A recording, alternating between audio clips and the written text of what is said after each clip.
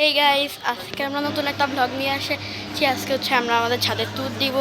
তো দেখতে থাকো তোমরা সবাই। তো তো আগে শুরুতেই বলো যে তো সবাই কেমন আছো?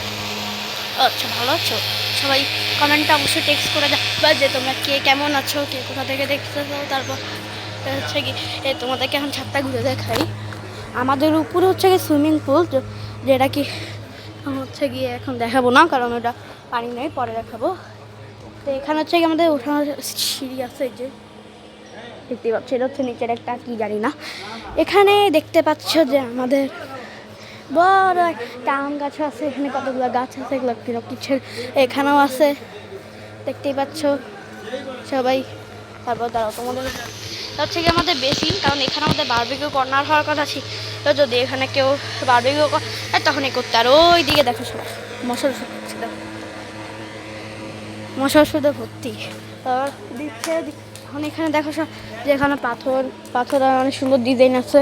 এই দুটো বিয়ের ভিতরে পাথর আছে। এই যে দেখো, এ হচ্ছে কি আমার ফ্রেন্ডের দৌড়াদৌড়ি করে, খালি দৌড়াদৌড়ি করতেছে দেখো, দুষ্টু। এর নাম হচ্ছে গিয়ে মানব। তো তোমরা দেখো এখানে হচ্ছে বসার জন্য জায়গা আছে, কত গাছ টাছ আছে, দেখো সবাই দেখো।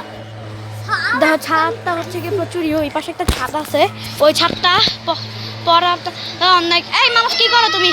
ওই ছাদটা ওই যে উপরে উপরে 204 নাম্বার রুমের রোগী ফোন দিচ্ছে যে আন্টি কেমন আছেন?